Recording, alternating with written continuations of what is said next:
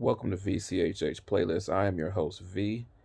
I'm on my Wano Savin today, and that probably went over your head if you don't know who Wano Savin is. If you don't, look him up. He's a really good advocate for um, the things that you see that we're going through today. Probably one of the few people I follow. But anyway, I'm here to talk about. And the reason why I'm doing this, by the way, so you guys get an understanding, is that I have a scar on my face I've been dealing with. It hasn't healed, and I'm not ready to show it yet. So that's why. That's why you see me. You see the San Diego representing my home. But anyway, want to talk to you real shortly about the Equality Act HR 5 today. Um, it's going to the Senate right now, and it was passed through the House of Congress, and it states certain things like,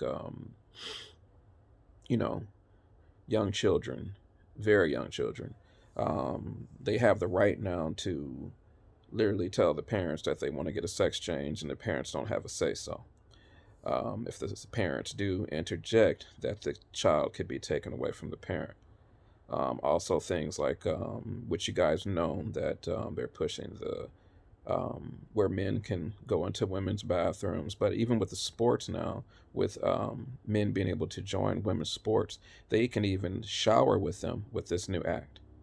Um, and then, another point I want to hit on is that the 501c3, which, most churches are involved in that, the nonprofit organization, as well as your Planned Parenthoods as well. But anyway, we're going to talk about the church. Um, that they would be required to perform same sex marriages, even if it's against their faith. Um, that they would have to speak about certain things or not speak about certain things, regardless if they want to or not, because um, with this movement, they would be allowed to strip their 501c3. Many of you, with level heads are saying, well, go ahead and strip it. You're right. You're absolutely right. I agree with you. Um, I just want to say that to the church that I understand it's your job to speak about the salvation, you know, um, and the glory of the Lord. I get that. I totally get that. That's, you know, one of the foundations. Um, However, I think that a lot of people are doing a poor job of teaching who the enemy is, because you got a lot of people who, are part of these churches and just out here in the world specifically that are lost. They don't understand that what the enemy is doing right now and who the enemy is still, because churches aren't opening their mouths either. They're not getting involved either.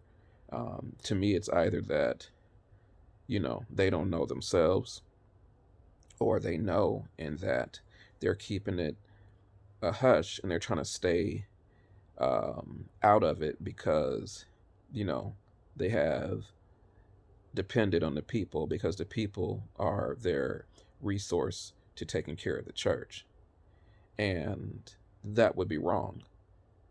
um, because these things are huge, what we're going through. I mean, like I just told you, we're headed to Senate with this. I mean, that's pretty much the last step. And a lot of you guys probably don't even know what the Equality Act HR 5 is, even until this may be your first time hearing about it.